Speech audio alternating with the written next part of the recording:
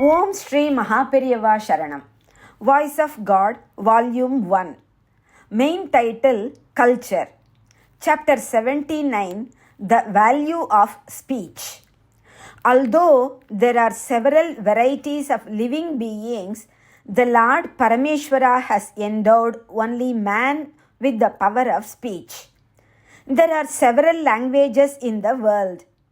Alphabets were born out of speech, and all over the world there are several types of alphabets. It is with speech as the capital asset, schools, colleges, libraries and journals have grown and spread all over. In the world of animals, there is no college, no library or printing press.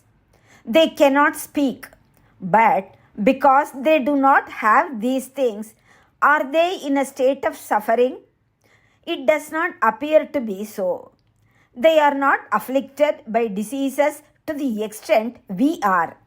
They do not amass wealth and worry.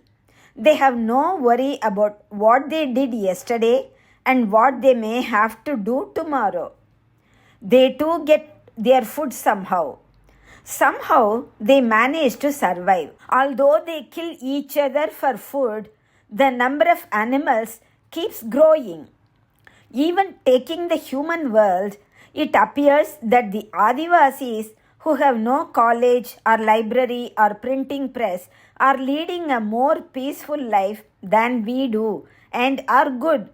In the forests of Africa and in the red Indian forests of America, just as there are no college or library, there are no courts either.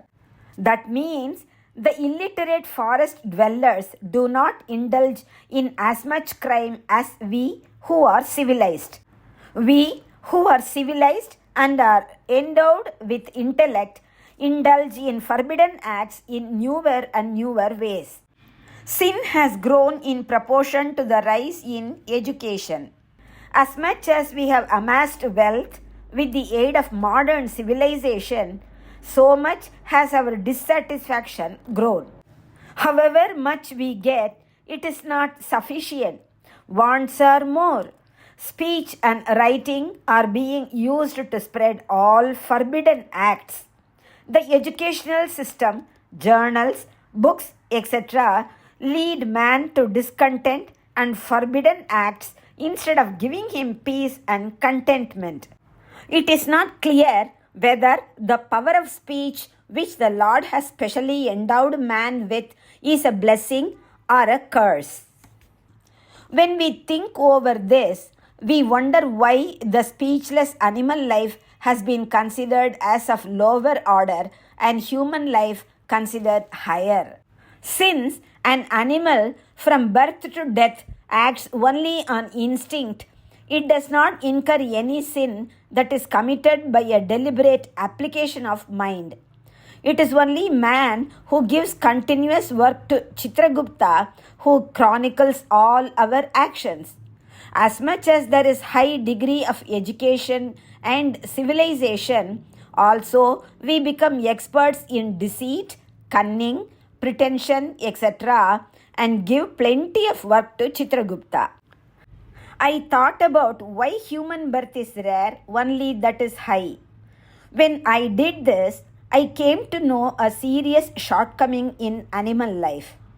Animals, even if they are not tainted by sin, have fear. Even wild animals have the constant fear of who and when someone may kill them. Man too has fears of several kinds, but man alone has the means to make himself fearless. How to ensure fearlessness? It is only when birth itself is eliminated we can be without fear.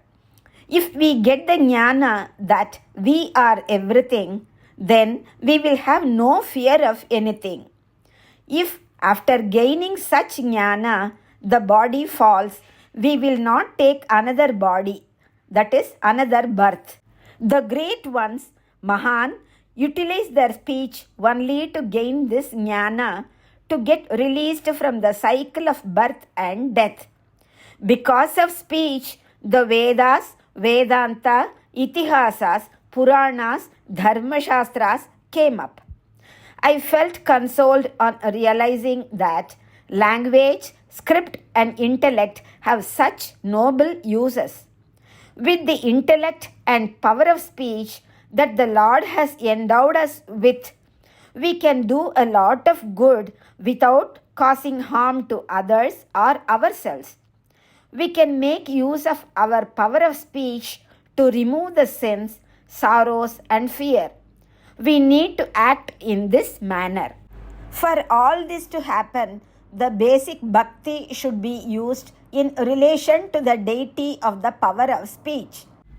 It is for this reason that even at the very start of Aksharabhyasa, the youngster is made to write Namo Narayanaya with his finger. The Lord is watching how man uses the power of speech which he has endowed him with. If that is not used for the good of the world and for elevating the self, the Lord will take away that power in our next janma. That means He will give us animal life. Om Sri Mahaperiyava Sharanam.